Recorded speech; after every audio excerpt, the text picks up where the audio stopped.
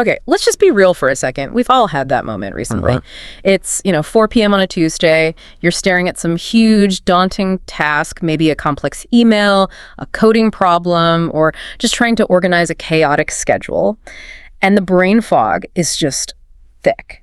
You type a prompt into an AI tool, you hit enter, and like 3 seconds later, it's done. It is a very specific kind of rush, isn't it? It's like a modern magic trick. Exactly. It feels like magic. But then, right after that wave of relief, there's this tiny nagging voice in the back of your head. Yes, that voice. And you start wondering, did I just manage my resources like a genius?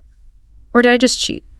And more importantly, if I keep doing this, am I going to forget how to do this stuff myself? That voice in your head is exactly what we're dissecting today. We're unpacking a fascinating and frankly, a bit of a provocative article from the NeuroTimes. It was published on March 25, 2025. And the title really says it all. Does AI make us smarter or lazier? It really does. It's the question of the decade, I think. And what I love about the source material is that it just refuses to give a simple yes or no. It really doesn't.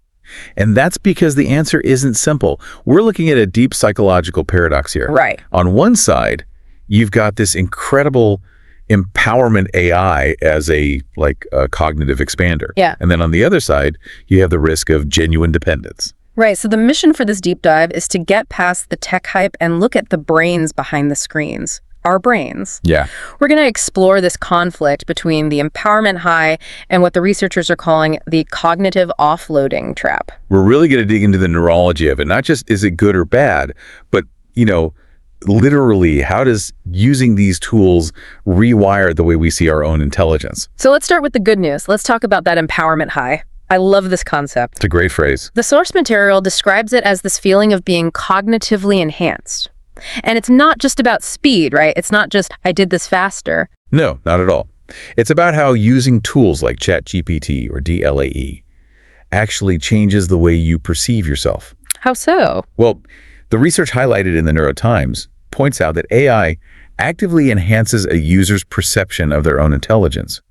It sort of acts as an extension of the self. Okay. So when you use these tools to simplify a complex problem or automate the boring, repetitive parts of your job, you don't feel like you've outsourced the work.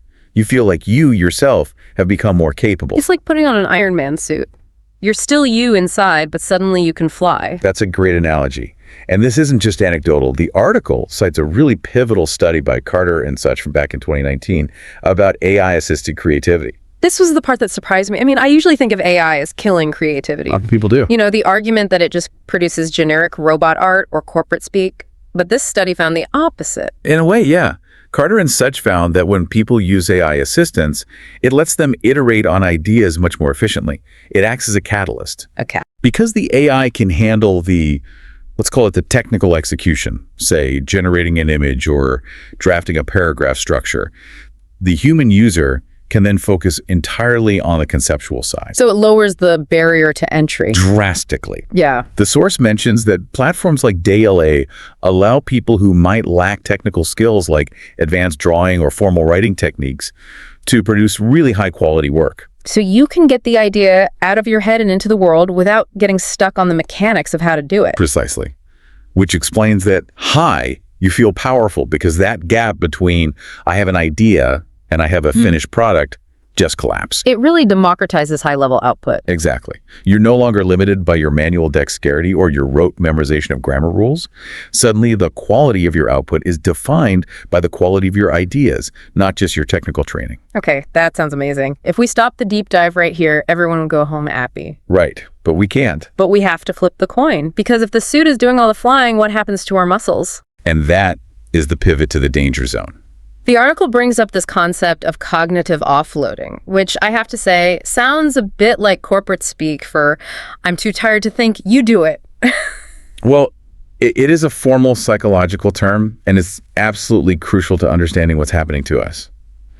Cognitive offloading is the process of transferring mental tasks to external systems. Okay.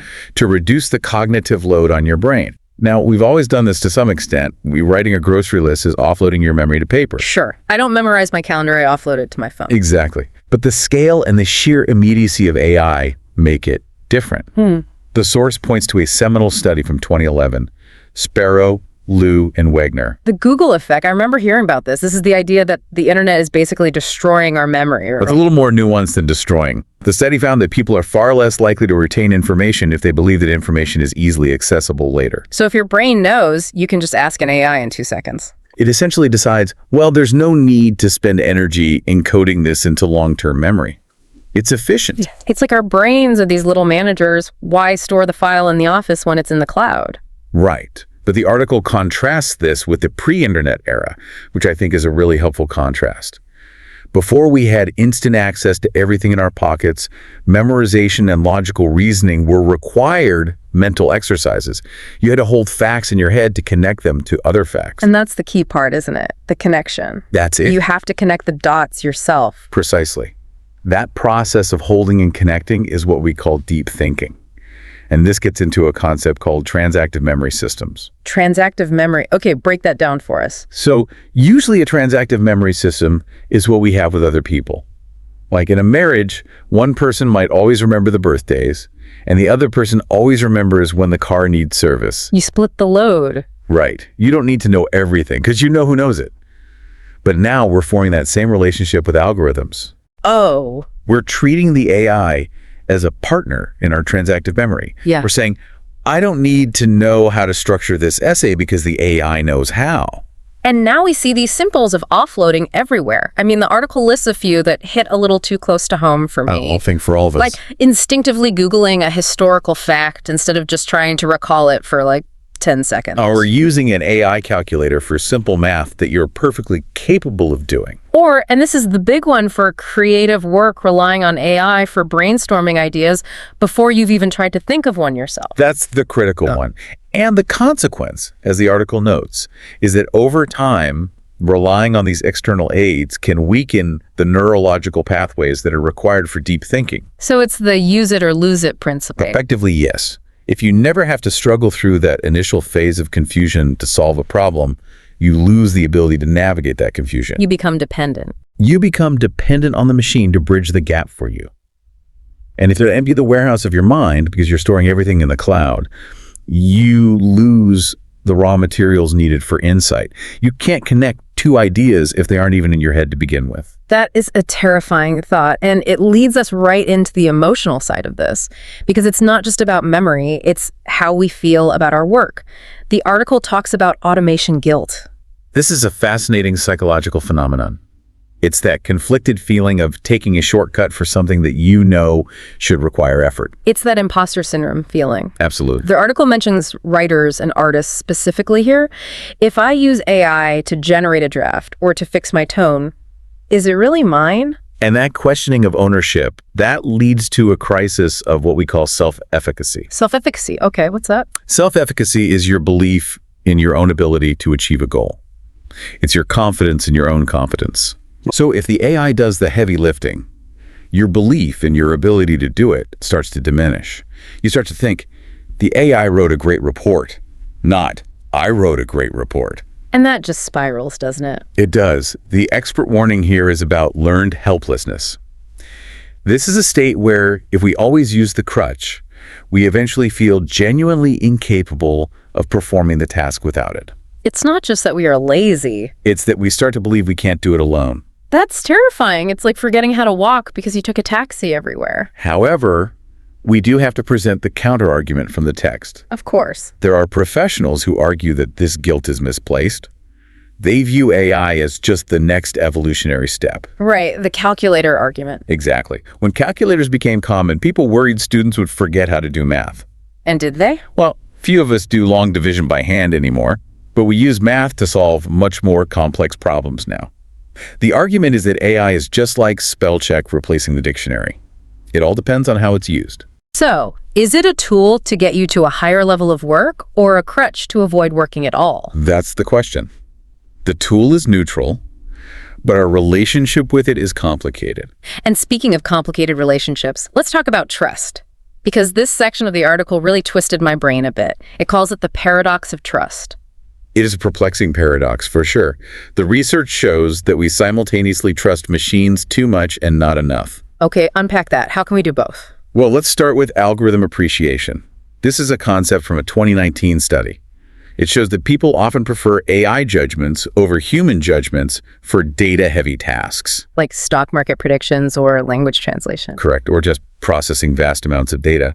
We intuitively get that a computer can crunch numbers better than a human. We trust the algorithm there because we see it as objective. Right, free from human fatigue or emotion. But then there's the flip side. The article highlights that we have this deep skepticism for high-stakes, human-centric decisions. Oh, absolutely. Think about a job application. If you know a human read your resume and rejected you, you might be upset.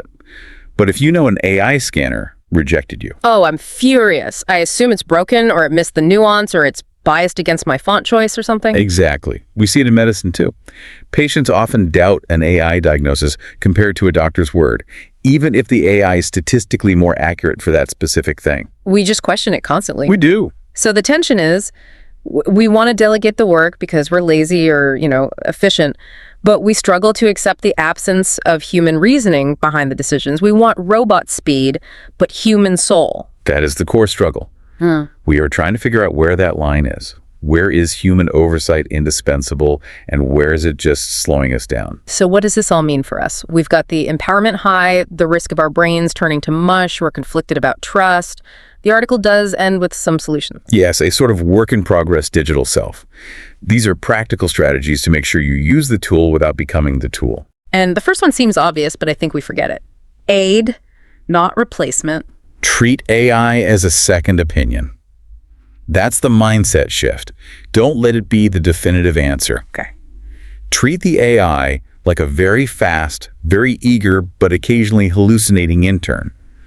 You wouldn't send the intern's work to the CEO without reading it first, would you? I definitely would not. And the second strategy is the one I'm actually going to try to adopt, active problem solving. This one is critical. The rule is attempt to solve the problem manually first, even if you do a bad job. Even if it's just a rough outline or a scribbled equation. Yes. Only ask the AI afterwards to compare notes. You have to create that cognitive friction yourself. You force your neural pathways to fire, you load the context into your own brain, then you ask the AI to compare or refine. So you've done the workout and the AI is just the spotter. Perfect analogy. Strategy number 3 is cognitive recall, which is basically stop Googling everything immediately. Just challenge yourself.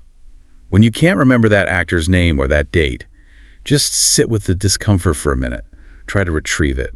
That struggle is actually good for you. It is. That feeling of it being on the tip of your tongue is actually what strengthens memory retention. If you jump straight to the answer, you short-circuit the whole process. And finally, the article suggests designated no AI zones. This is about setting boundaries.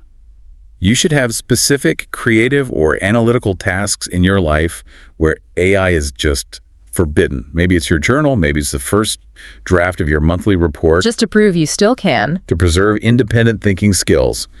You need a space where you are the sole author.